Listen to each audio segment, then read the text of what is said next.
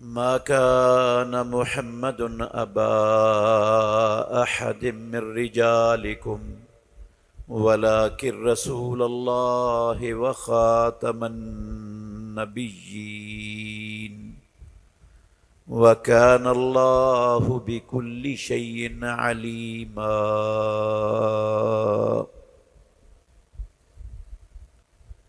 اور نہیں ہیں محمد صلی اللہ علیہ وآلہ وسلم تمہارے مردوں میں سے کسی کے باپ، اور لیکن وہ اللہ کے رسول ہیں اور نبیوں کے سلسلے کو ختم کرنے والے ہیں۔ اور اللہ رب العالمین ہمیشہ سے ہر چیز کو خوب جاننے والا ہے۔ ہر قسم کی حمد و ثنا اللہ مالک العلام، اللہ وحدہ لا شریک کی ذات اقدس کے لیے بے شمار لا تعداد ان گنت درود و سلام سید الاولین والآخرین خاتم النبیین رحمت للعالمین محمد الرسول اللہ صلی اللہ علیہ وآلہ وسلم کی ذات گرامی کے لیے۔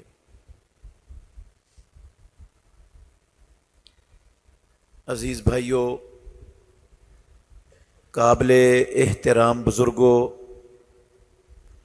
اور میری معزز مسلمان بہنوں،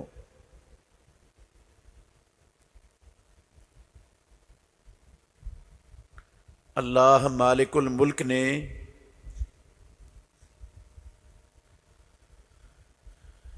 یہ دنیا، یہ کائنات لغو اور بے فائدہ پیدا نہیں کی ہے۔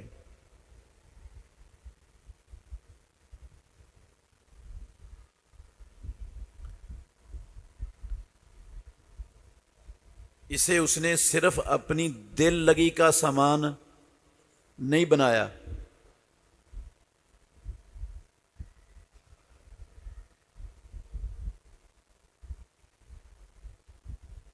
دنیا بنا کر انسانوں کو اس دنیا میں پیدا کر کے دنیا کی ساری مخلوقات کو اس کے تابع اور اس کی خدمت پر مامور کر کے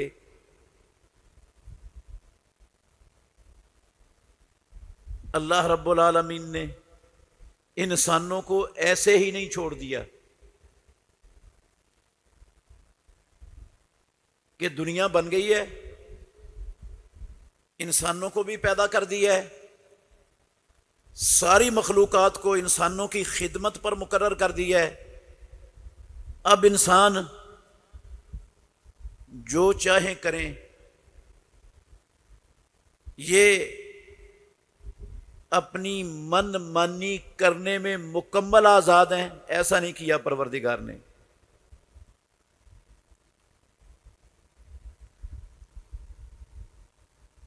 اور نہ ہی انہیں دنیا میں ہمیشہ رہنے کے لیے رب نے بھیجا ہے، پیدا کیا ہے۔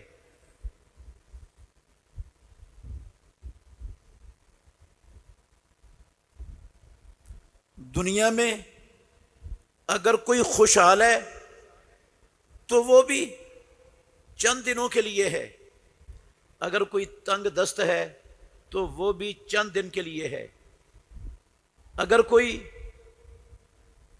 آسائشوں میں نعمتوں میں ہے تو دنیا میں وہ بھی چند دنوں کے لیے ہے، اور اگر کوئی دکھوں میں، بیماریوں میں، تکلیفوں میں، آزمائشوں میں ہے تو وہ بھی چند دنوں کے لیے۔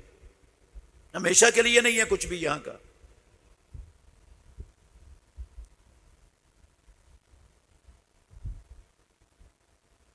ہمیشہ کے لیے اللہ مالک الملک نے انسانوں کے 2 مقام ہی بنائے ہوئے ہیں بس.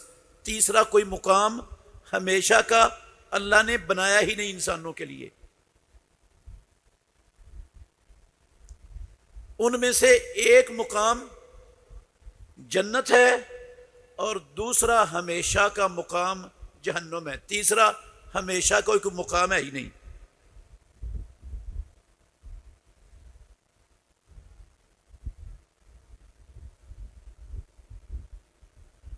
اس دنیا میں اللہ مالک الملک نے انسانوں کو ان دونوں مقاموں کا مکمل تعارف بھی کروایا اپنی کتابیں بھیج کر, اپنے نبی مبعوث کر کے, اور ان دونوں مقاموں میں پہنچنے والے لوگوں کی نشانیاں, علامتیں, ان کے اعمال, کردار کو بھی اللہ نے خوب واضح کر دیا دنیا والوں کے سامنے. کسی کو اللہ رب العالمین نے ابہام میں نہیں چھوڑا کہ اس کو پتہ نہ چل سکے کہ میں نے آخرت میں دونوں مقاموں میں سے کس مقام کا اپنے لیے انتخاب کرنا ہے. کوئی ابہام نہیں رہنے دیا رب نے. انبیاء علیہم الصلاۃ والسلام نے لوگوں کو جہنم سے بچنے کے لیے اور جنت میں جانے کے لیے اپنی زندگیاں وقف کر دیں, ان کو یہ باتیں سمجھانے کے لیے اور ان کو جہنم سے بچا کر جنت کی راہ پر چلانے کے لیے زندگیاں صرف کی اپنی.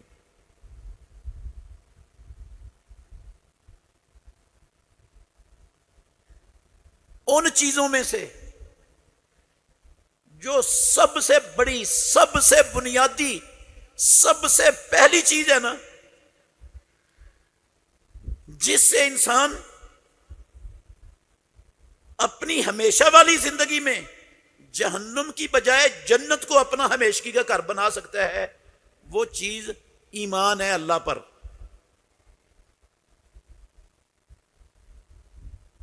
سب سے بڑی, سب سے بنیادی, سب سے اولین اور پہلی چیز وہ ایمان ہے, جس سے ہمیشہ کی جہنم سے بچ سکتا ہے اور ہمیشہ کے لیے جنت کو پا سکتا ہے. اور اللہ پر ایمان کا مطلب صرف یہ نہیں ہے کہ دنیا والے یہ مان لیں کہ اللہ رب العالمین نے آسمانوں کو بنایا ہے, اللہ نے زمینوں کو بنایا ہے, اللہ تعالیٰ نے سورج کو بنایا ہے, اللہ نے چاند کو بنایا ہے, اللہ نے ستاروں کو بنایا ہے, اللہ نے انسانوں کو پیدا کیا ہے, اللہ نے دنیا میں بے شمار مخلوقات کو بنایا ہے. وہ ان کا خالق ہے, وہ ان کا مالک ہے, وہ ان کا رازق ہے. صرف ایمان کے لیے یہ کافی نہیں ہے میرے بھائیوں, اس کو ایمان کہتے بھی نہیں اللہ پر.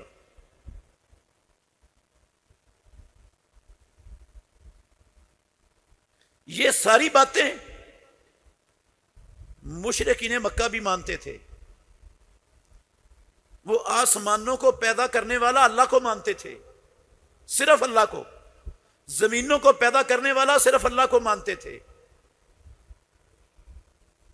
سورج چاند کو بنانے اور مسخر کرنے اور چلانے, دن کو لانے, رات کو لے جانے میں لے جانے والا صرف اللہ کو سمجھتے تھے.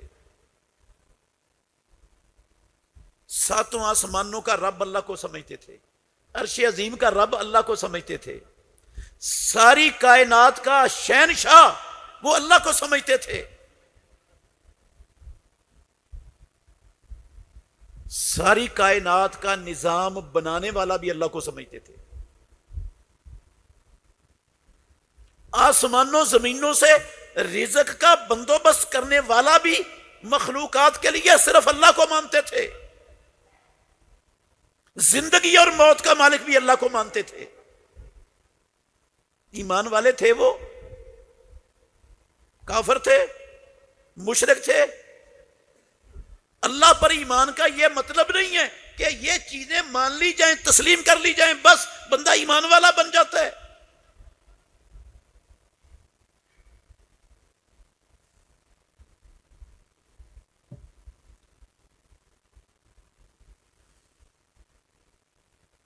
اللہ پر ایمان، اللہ کو ماننے کا مطلب اللہ کو وحدہ لا شریک ماننا،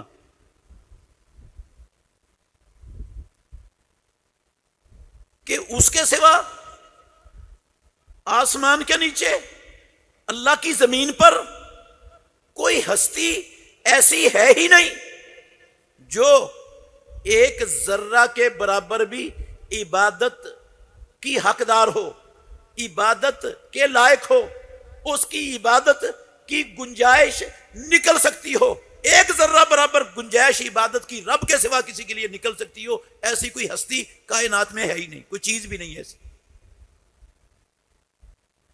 پھر اللہ رب العالمین کے رسولوں پر ایمان، اللہ کے فرشتوں پر ایمان، اللہ کی کتابوں پر ایمان، مرنے کے بعد دوبارہ اٹھنے پر ایمان، اچھی اور بری تقدیر پر ایمان،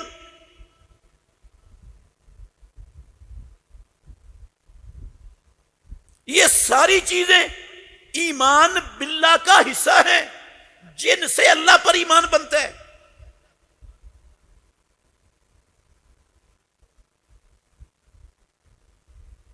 اگر کوئی انسان کہتا ہے اللہ سارا کچھ ہے، سب کچھ بنانے والا اللہ ہے، اور اللہ اکیلا وحدہ لا شریک بھی ہے، اس کے سوا کوئی عبادت کے لائق بھی نہیں، فرشتوں پر بھی ایمان رکھتا ہوں لیکن میں ایک فرشتے کو نہیں مانتا،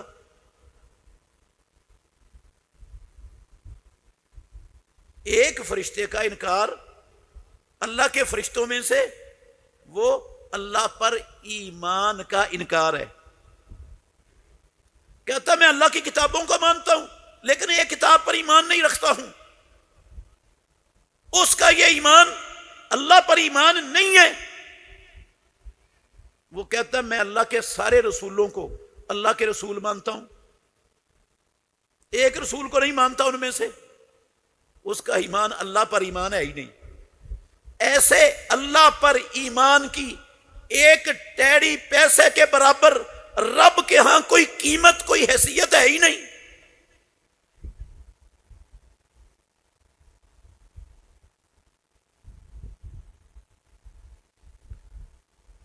انبیاء علیہم الصلاۃ والسلام پر ایمان کا مطلب ہے کہ بندہ یہ تسلیم کرے، مانے کہ اللہ مالک الملک نے جتنے بھی نبی اور رسول بھیجے وہ اپنے اپنے دور میں اللہ کے سچے نبی تھے، سچے رسول اور پیغمبر تھے۔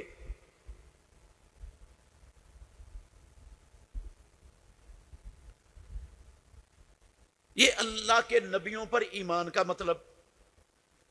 اور محمد الرسول اللہ صلی اللہ علیہ وسلم کے بارے میں کہ بندہ یہ ایمان لے کہ میں سارے اللہ کے نبیوں کو بھی اللہ کے نبی اور رسول مانتا ہوں، میں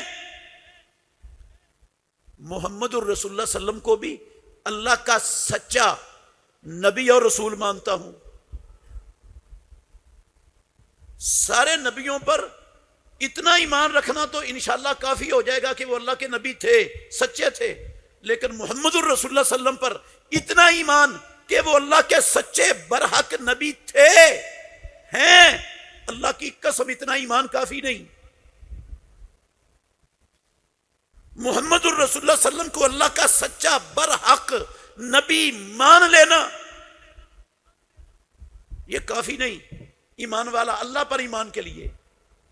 اس کے ساتھ جب تک محمد الرسول اللہ صلی اللہ علیہ وسلم کو خاتم النبیین تسلیم نہ کیا جائے کہ محمد الرسول اللہ خاتم النبیین ہے، اس وقت تک اللہ پر ایمان کا کوئی اعتبار ہے ہی نہیں. اس ایمان کی رب کے ہاں کوئی حیثیت ہی نہیں. اس ایمان کی اللہ کی قسم کوئی قدر و قیمت نہیں. جس ایمان میں محمد الرسول اللہ کو اللہ کا سچا برحق نبی تو مانا جائے لیکن محمد الرسول اللہ کو خاتم النبیین تسلیم نہ کیا جائے. اللہ کو ایسا ایمان چاہیے ہی نہیں. رب نے ایسا ایمان اختیار کرنے کا حکم ہی نہیں دیا اپنے بندوں کو. ایسا ایمان اسلام میں مطلوب ہی نہیں ہے. مطلوب ہے کہ محمد الرسول اللہ صلی اللہ علیہ وسلم کو اللہ کا سچا نبی اور خاتم النبیین تسلیم کیا جائے.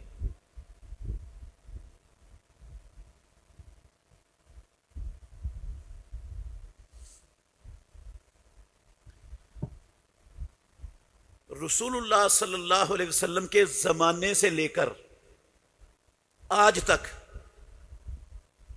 اللہ کی زمین پر بسنے والے مسلمانوں کا سب کا متفقن علیہ عقیدہ ہے، متفق عقیدہ ہے ساری مسلمان امت کا، امام الانبیاء کے مبارک دور سے لے کر آج تک، کہ محمد صلی اللہ علیہ وسلم اللہ کے آخری نبی ہیں اور قرآن مجید اللہ کی آخری کتاب ہے. محمد صلی اللہ علیہ وسلم کے بعد قیامت تک کوئی نبی آنے والا نہیں اور قرآن کے بعد قیامت تک کوئی کتاب آنے والی نہیں.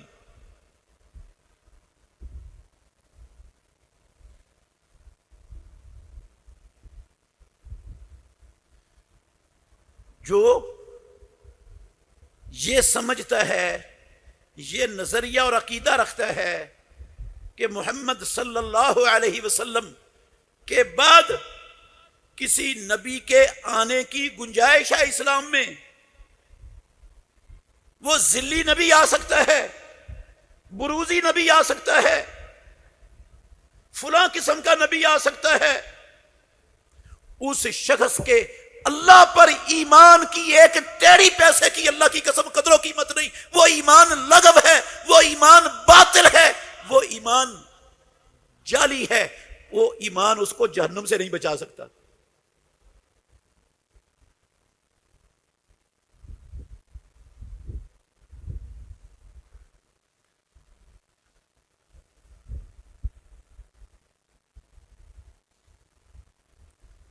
آپ دیکھ لیں صحابہ رضوان اللہ علیہ مجمعین جنہوں نے ایمان امام الانبیاء سے سیکھا تھا، پیارے پیغمبر کے شاگرد تھے،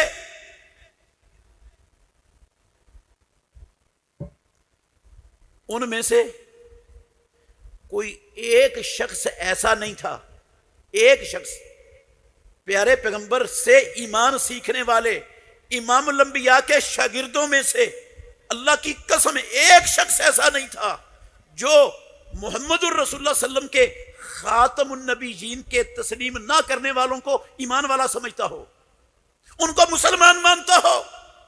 ایک بندہ محمد الرسول اللہ صلی اللہ علیہ وسلم کے شاگردوں میں دنیا کی تاریخ سے اللہ کی قسم نہیں پیش کیا جا سکتا.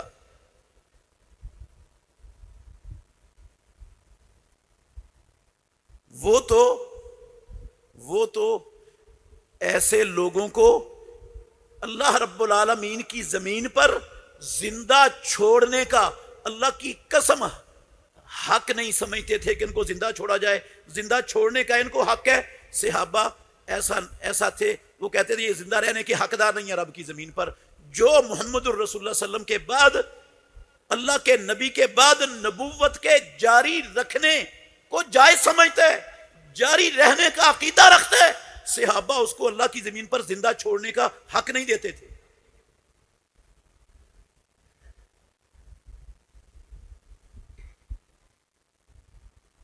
آپ دیکھ لیں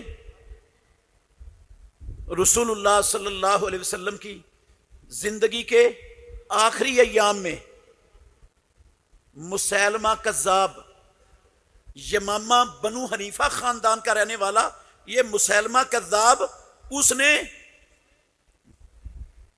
محمد الرسول اللہ صلی اللہ علیہ وسلم کو خاتم النبیین تسلیم نہیں کیا، نہیں مانا۔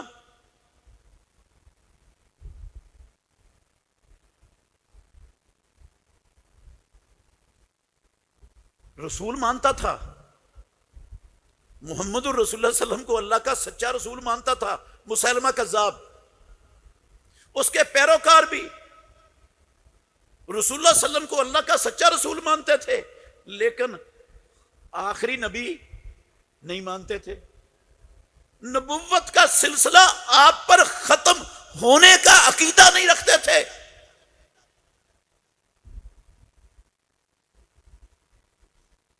صحابہ رضوان اللہ علیہ مجمعین نے ان لوگوں کے ساتھ کیا سلوک کیا؟ آپ اٹھائیں البدایہ والنہایہ امام ابن کثیر رحمت اللہ علیہ کی تاریخ کی معرکۃ الآراء کتاب ہے دنیا میں، البدایہ والنہایہ۔ امام ابن کثیر کہتے ہیں یہ جو مسیلمہ کذاب تھا نا، اس نے خط لکھا تھا محمد الرسول اللہ صلی اللہ علیہ وسلم کو۔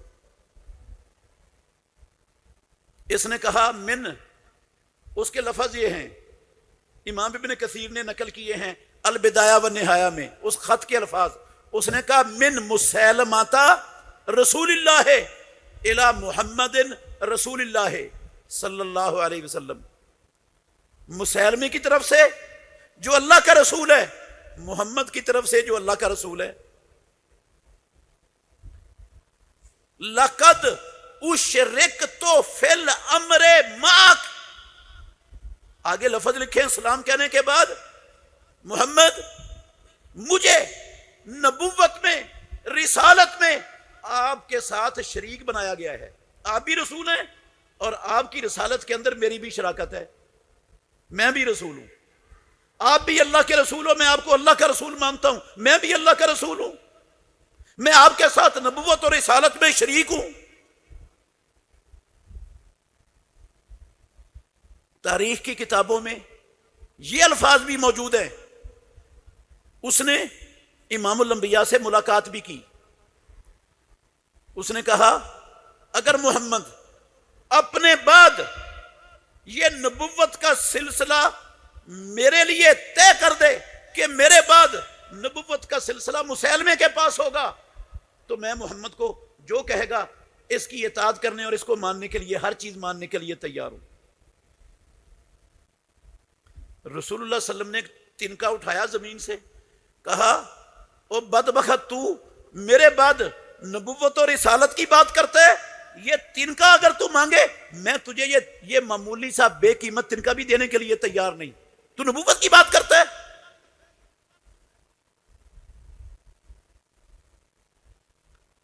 رسول مکرم صلی اللہ علیہ وسلم کی رحلت کے بعد، وفات کے بعد، اس مسیلمہ کذاب نے نبوت کا دعویٰ کر دیا کہ محمد دنیا سے چلے گئے، اب نبوت میرے پاس ہے، میں اللہ کا نبی ہوں۔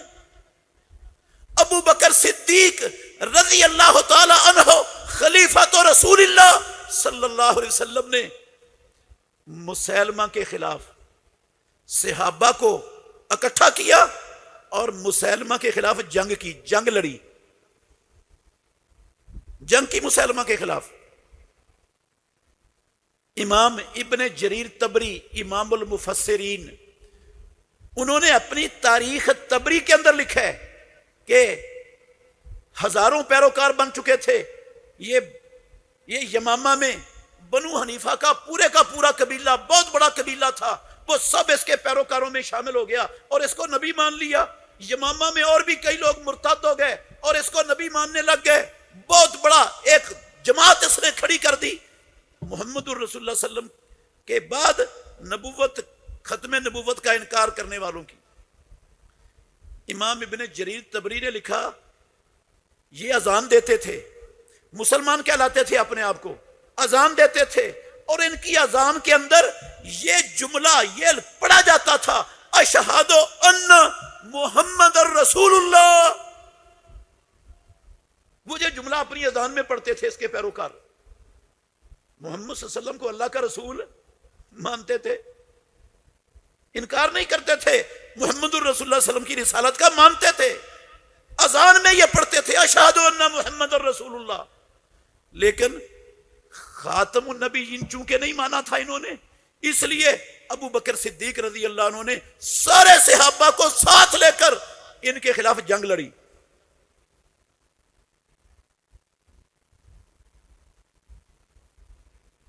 مرتدین کے خلاف بھی جنگ لڑی تھی جنہوں نے زکوٰۃ کا انکار کیا تھا، ان کے خلاف بھی صدیق اکبر رضی اللہ عنہ نے حضرت خالد بن ولید رضی اللہ عنہ کی قیادت میں صحابہ کا مسلمانوں کا ایک لشکر بھیجا یمامہ میں اس کے خلاف لڑنے کے لیے.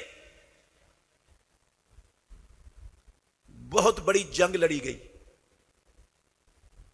حافظ ابن حجر رحمت اللہ علیہ فتح الباری کی 9ویں جلد میں لکھتے ہیں، کہتے ہیں 700 کے قریب پیارے پیغمبر کے صحابہ یہ محمد الرسول اللہ صلی اللہ علیہ وسلم کی ختم نبوت کے عقیدے کی حفاظت کرتے ہوئے، اس کا دفاع کرتے ہوئے 700، اور ایک روایت میں ابن حجر نے لکھا 700 سے بھی زیادہ شہید ہوئے ہیں صحابہ رضوان اللہ علیہم اجمعین.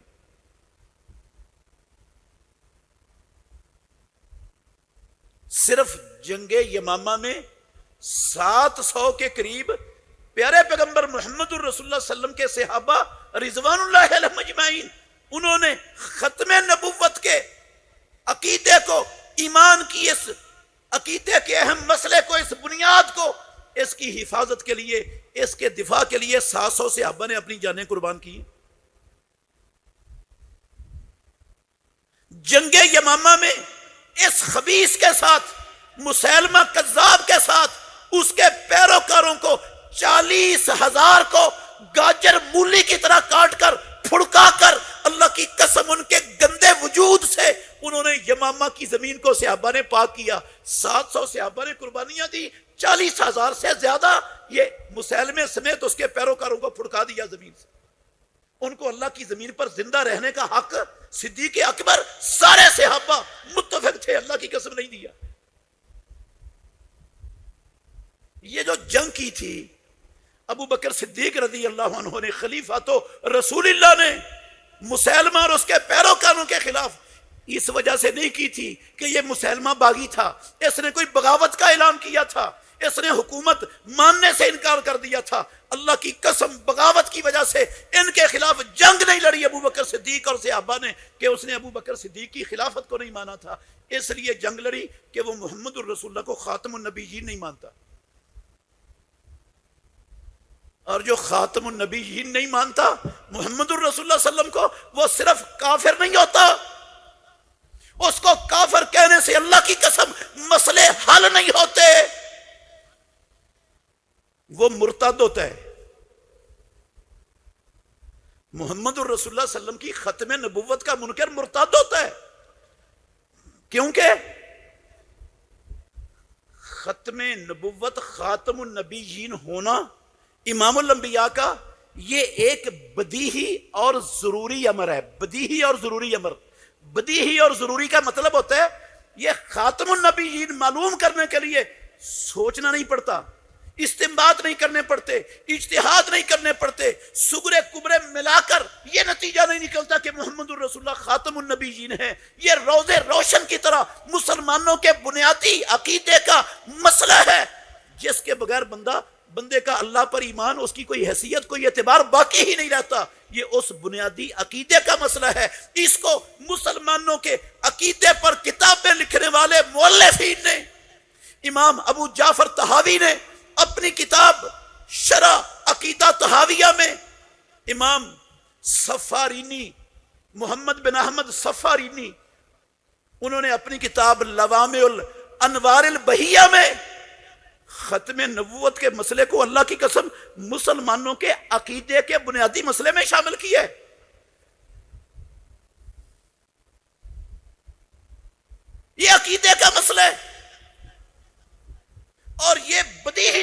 معلوم ہے، اور اسلام کا کوئی بدیہی حکم، کوئی ضروری حکم جو بغیر غور و فکر کے معلوم ہے ہر شخص کو، اس کا انکار کرنا ارتداد ہوتا ہے. اس کا انکار کرنا صرف کفر نہیں ہوتا، وہ ارتداد ہے.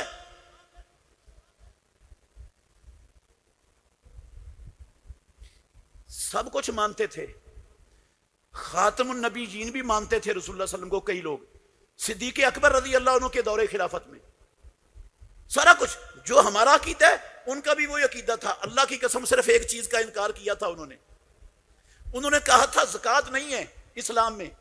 محمد الرسول اللہ کی زندگی میں زکوٰۃ تھی، کیونکہ اللہ نے قرآن میں اپنے نبی کو کہا تھا خذ من اموالہم صدقۃ تطہرہم وتزکیہم بہا. اے محمد صلی اللہ علیہ وسلم ان لوگوں سے، ان کے اموال میں سے زکوٰۃ اور صدقہ لو جس سے ان کے مالوں کو اور ان کو پاک کرو. انہوں نے کہا، کلمہ پڑھنے والوں نے، مسلمان کہلانے والوں نے، محمد الرسول اللہ کو نبی، سچا نبی، خاتم النبی جین ماننے والوں نے، انہوں نے کہا یہ قرآن میں رب نے حکم دیا تھا رسول اللہ کو زکوٰۃ لینے کا، اب رسول اللہ صلی اللہ علیہ وسلم اللہ کی جنتوں میں چلے گئے، اب ہم کسی کو زکوٰۃ نہیں دیں گے، زکوٰۃ ختم ہو گئی. یہ صرف رسول اللہ صلی اللہ علیہ وسلم کی زندگی تک تھی. اور قرآن کی آیت سے استدلال کیا. صدیق اکبر خلیفۃ رسول اللہ صلی اللہ علیہ وسلم، اللہ کی قسم انہوں نے یہ منکرین زکوٰۃ کا انکار کرنے والوں کے خلاف کیا اعلان کیا تھا؟ کہنے لگے واللہ لو منعونی عقالا کانوا یؤدونہا الی رسول اللہ لقاتلتہم علی منعہا. اگر یہ لوگ ایک چھوٹی سی رسی وہ روکیں گے، زکوٰۃ میں نہیں دیں گے جو وہ رسول اللہ صلی اللہ علیہ وسلم کو دیتے تھے، اللہ کی قسم میں رسول اللہ کا خلیفہ، میں ابو بکر، لقاتلتہم علی منعہا، زکوٰۃ کا انکار کرنے پر ان سے جنگ کروں گا، لڑوں گا.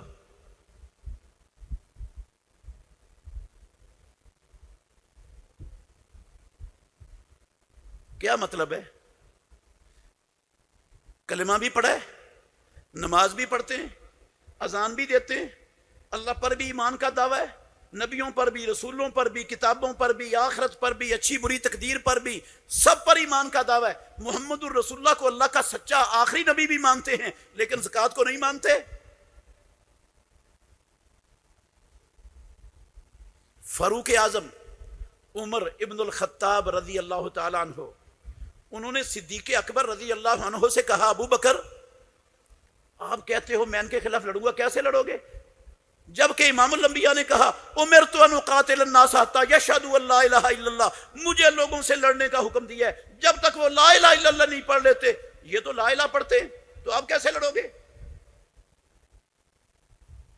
ابو بکر صدیق رضی اللہ عنہ نے یہ والے لفظ پڑھے فاروق اعظم کے سامنے جو میں نے ابھی پڑھے آپ کے سامنے. اللہ کی قسم لڑو، ابو بکر لڑے گا، جنگ کرے گا، نہیں چھوڑے گا انہیں جو اللہ کے ایک بدیہی ضروری حکم کا انکار کر دیتے ہیں. ابو بکر لڑے گا ان کے خلاف.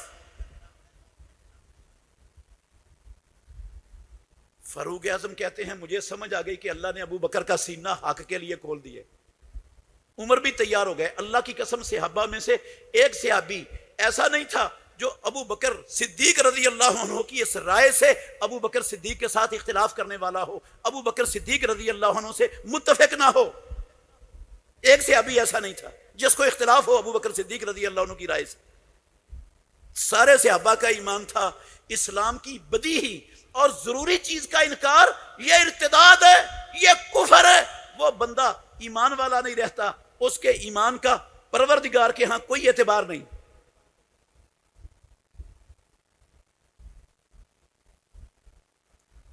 جنگ لڑنے کا مطلب جنگ ایمان والوں کے خلاف نہیں لڑی جاتی، کافروں کے خلاف لڑی جاتی ہے. اور کافروں میں سے ہر کافر کے خلاف نہیں لڑی جاتی، اس کافر کے خلاف لڑی جاتی ہے جو اسلام اور مسلمانوں پر حملہ آور ہو.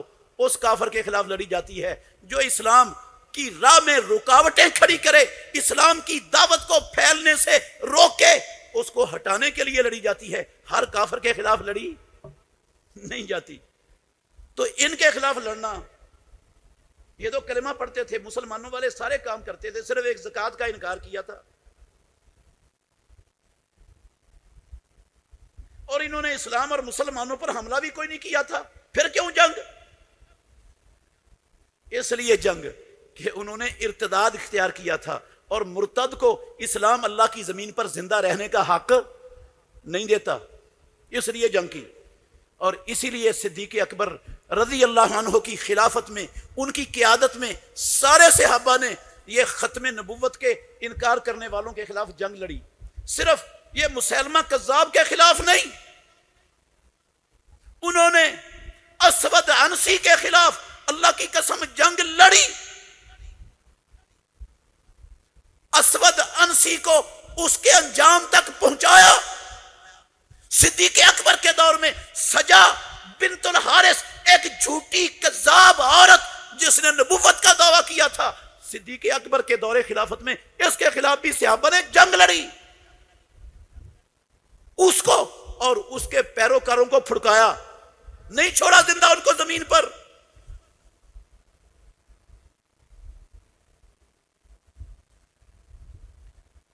ابو بکر صدیق رضی اللہ عنہ سمیت صحابہ میں سے کوئی بھی صحابی اللہ کی قسم ایسا نہیں تھا جو ختم نبوت کے منکروں کو، ختم نبوت پر ڈاکہ ڈالنے والوں کو، جو زکوٰۃ کے انکار کرنے والوں کو اللہ کی زمین پر زندہ چھوڑنے کا حق دیتا ہو۔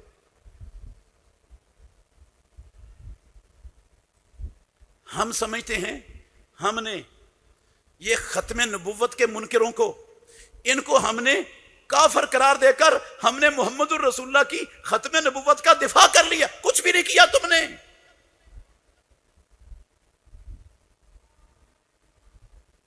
کافر قرار دینا کافی نہیں، مرتد سے توبہ کروائی جاتی ہے۔ مرتد سے کیا کروایا جاتا ہے؟ توبہ کروائی جاتی ہے۔ اگر توبہ کر لے، اپنے ارتداد سے باز آ جائے تو اس کو چھوڑ دیا جاتا ہے۔ اگر وہ توبہ نہ کرے، آگے سے لڑنے کے لیے تیار ہو جائے، جنگ کے لیے تیار ہو، تو اللہ کی قسم جنگ کر کے اس کو پھڑکایا جاتا ہے دنیا میں۔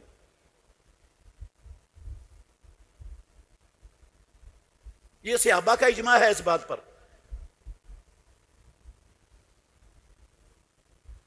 ہم عوام الناس چونکہ ہمارے معاشرے میں بے شمار دندناتے پھرتے ہیں محمد الرسول اللہ صلی اللہ علیہ وسلم کی ختم نبوت کے ڈاکو، چور، لٹیرے، جو 24 گھنٹے مسلمانوں کے اس بنیادی عقیدے پر حملہ آور رہتے ہیں، ملک میں دندناتے پھرتے ہیں، لا الہ الا اللہ محمد الرسول اللہ کے ملک میں۔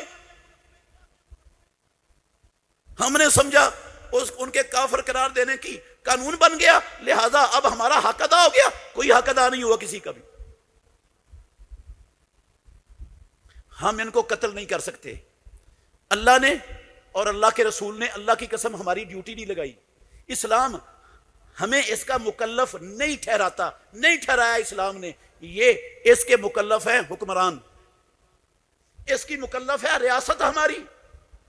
ریاست کے فرائض میں، ذمہ داریوں میں شامل ہے کہ وہ مرتد سے توبہ کروائے۔ اگر مرتد توبہ کر لیتا ہے تو اسے چھوڑ دے، اگر توبہ نہیں کرتا، ارتداد پر قائم رہتا ہے اور آگے سے لڑنے کے لیے تیار ہو جاتا ہے، تو اس کے خلاف جنگ کر کے اس کو پھڑکا دیا جائے، اس کو زندہ نہ چھوڑا جائے رب کی زمین پر۔ اگر ریاست اس حکم پر، اللہ کے اس حکم پر، رسول اللہ کے اس حکم پر، اسلام کے اس قاعدے پر، صحابہ کے اس اجماعی مسئلے پر اگر حکومت عمل نہیں کرتی تو جواب دہ اللہ کے ہاں وہ ہے، میں اور آپ جواب دہ نہیں ہوں گے۔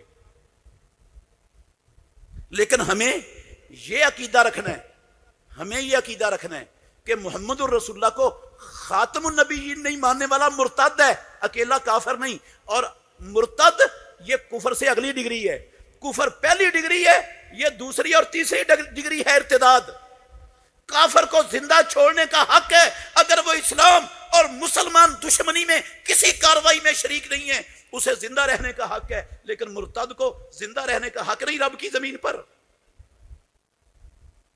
لیکن میرے بھائیوں، ٹھیک ہے ہم مکلف نہیں ہیں ان کو قتل کرنے کے، ہم سے قیامت والے دن پوچھا نہیں جائے گا، لیکن کیا خیال ہے ان سے سوشل بائیکاٹ میں اور آپ کر سکتے ہیں کہ نہیں؟ ایسے لوگوں سے جو محمد الرسول اللہ کو خاتم النبی نہیں مانتے. سوشل بائیکاٹ ہو سکتا ہے کہ نہیں؟ یہ ہمارے اختیار میں اور بس میں ہے کہ نہیں؟ سوشل بائیکاٹ کا مطلب کیا ہے؟ ان سے رشتہ داریاں ختم، کوئی رشتہ داری نہیں، کوئی رشتہ داری اللہ کی قسم، نہ وہ باپ رہتا ہے نہ وہ بھائی رہتا ہے ایک مسلمان کا. نسب میں ہوں گے، اسلام میں رشتہ ختم ہے ان کے ساتھ، کوئی رشتہ نہیں.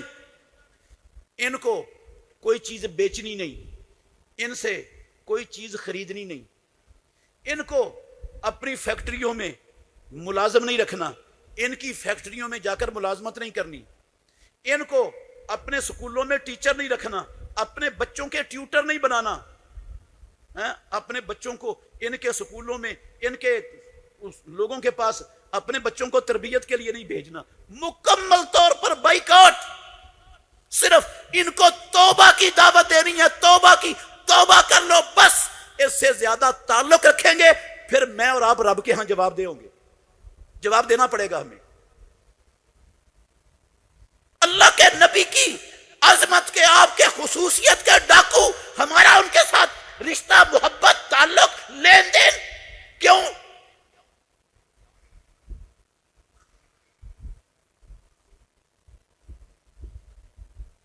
ختم نبوت ایسے ہی ہے جیسے محمد الرسول اللہ صلی اللہ علیہ وسلم ساری انسانیت کے لیے اللہ نے نبی بنا کر بھیجے ہیں.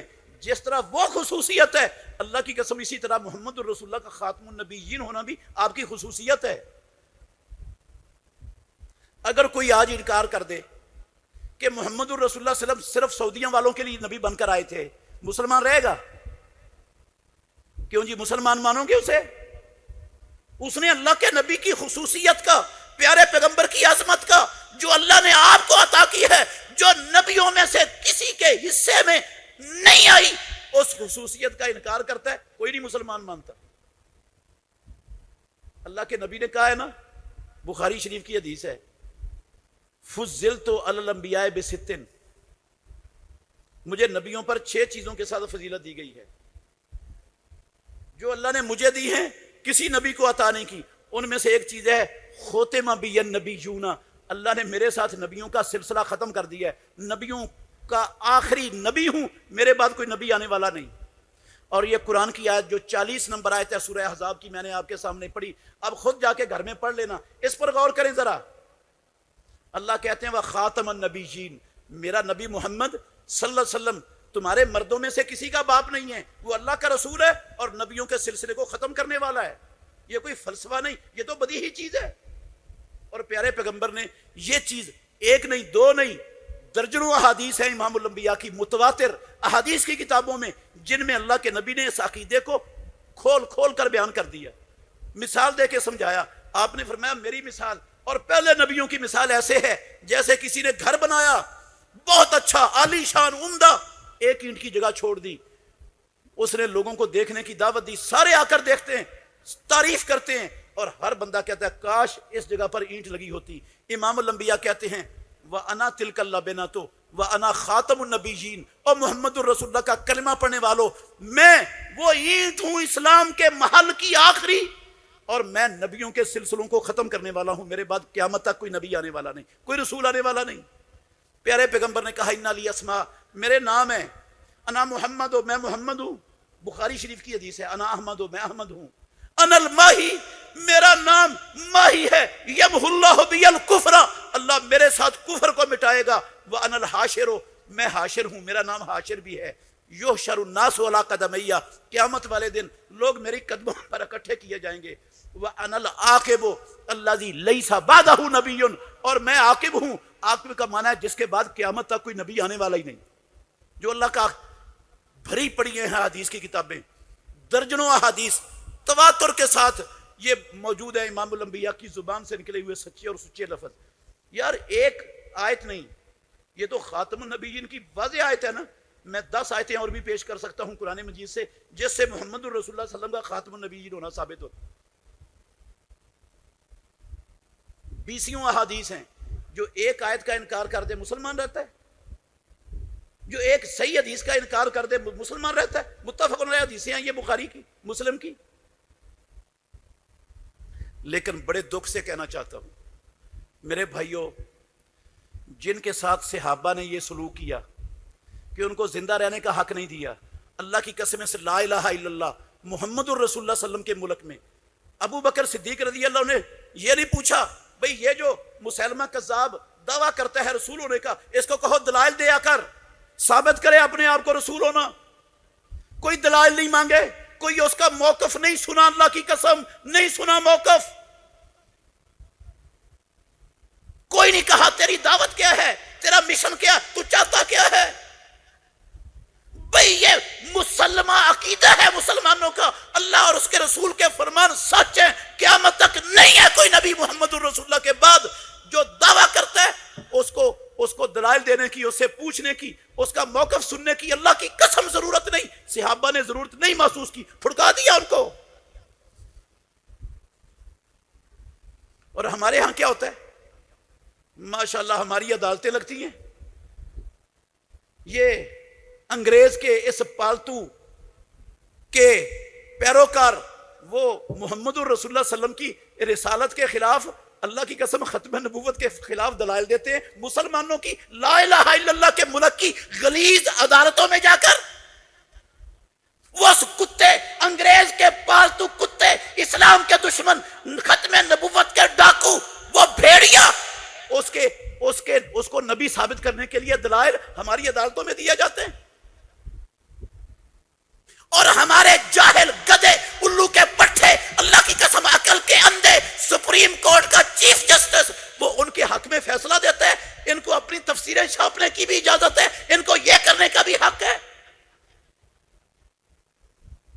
یہ اپنی چار دیواری کے اندر جو گند کھولنا چاہیں اسلام کے خلاف، نبی کے خلاف، ان کو کھولنے کا حق حاصل ہے. اگر ہوتا صدیق اکبر کا دور تو ان کتوں کو ایسے پوچھا جاتا، ایسے ان کے دلائل سنے جاتے اللہ کے نبی کی حرمت اور سیرت کے خلاف، ختم نبوت کے عقیدے کے خلاف.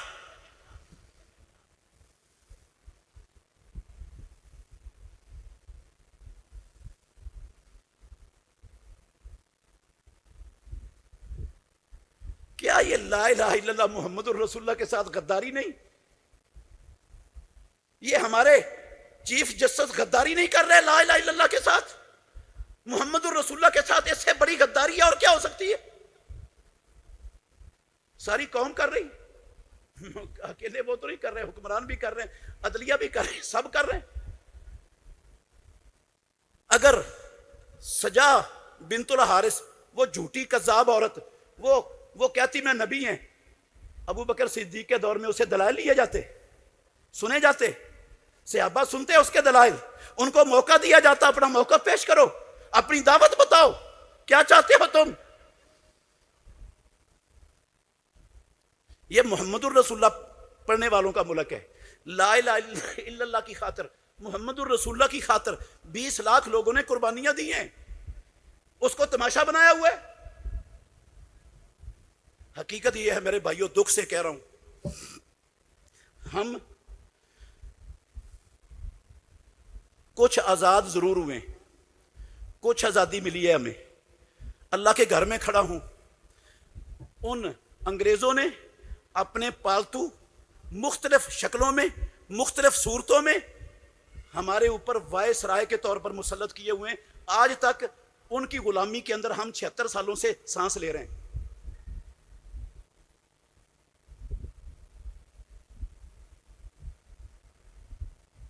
ان کو وہاں سے اپنے ملکوں سے، پہلے وہ آئے تھے، اپنی فوجیں لائے تھے، سارا کچھ لے گئے، لیکن ان کو یہاں سے ماشاءاللہ ایسے ہیرے، ایسے نمونے، ایسے سپیشل ابن سبا اور ابن ابئی کے پیروکار، اس کی روحانی اولاد کے فرزند تھوک کے حساب سے مل گئے. انہوں نے ڈیوٹیاں لگا دی ان کی کہ دیکھنا کبھی اس ملک کو لا الہ الا اللہ کا ملک نہ بننے دینا، محمد الرسول اللہ کا ملک نہ بننے دینا. جو چاہو گے تمہیں دیں گے، یہ لا الہ الا اللہ محمد الرسول اللہ کا ملک نہیں بننا چاہیے. قسم اللہ کی 76 سالوں میں ان غداروں نے، اس ملک کے نمک حراموں نے، ان انگریزوں کے، امریکہ کے، اس کی ایجنسیوں کے پالتو کتوں نے 76 سالوں سے اس ملک کو اللہ کی قسم لا الہ الا اللہ کا ملک نہیں بننے دیا. آج تک محمد الرسول اللہ کا ملک نہیں بننے دیا. آج تک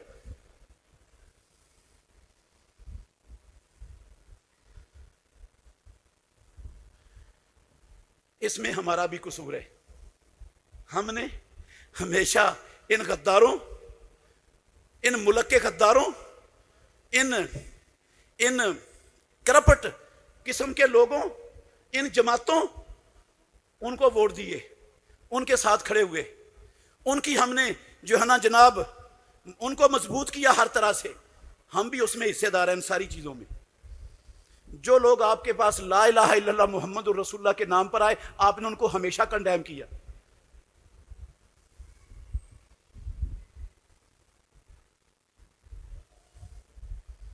کل ان 20 لاکھ لوگوں کے ہاتھ ہوں گے، میرا اور آپ کا سب کے گریبان ہوں گے.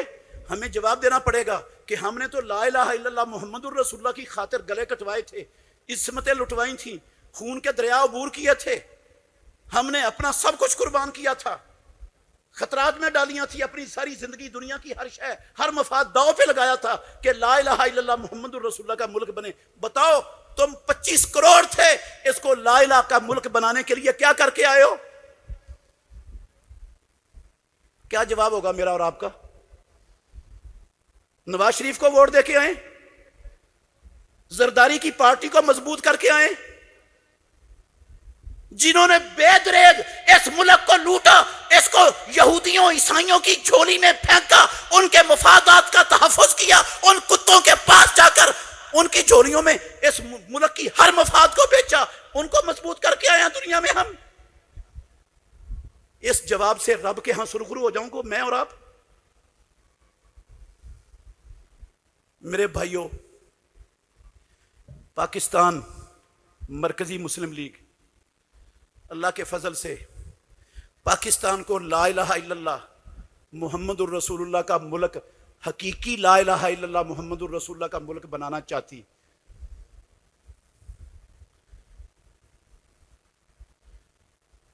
اور یہ لوگ آپ کے پاس موجود ہیں. اگر چاہتے ہیں کہ یہ ملک لا الہ الا اللہ محمد الرسول اللہ کا ملک بنے، ہم اللہ کے ہاں جواب دینے کے اہل ہو جائیں، رب کو جواب دے سکیں ان 20 لاکھ لوگوں کی قربانیوں کا کہ ہم نے کچھ کیا، کردار ادا کیا ہے. تو پھر موقع ہے، پھر یہ جو 76 سالوں سے کرتے آ رہے ہیں نا، اس رویے کو بدلو، چھوڑو، ختم کرو یہ سارا. اس ملک کو لا الہ الا اللہ محمد الرسول اللہ کا ملک بنانے کے لیے ان لوگوں کے ساتھ کھڑے ہو جاؤ. اللہ مجھے اور آپ کو سمجھنے کی، عمل کرنے کی توفیق عطا فرمائے.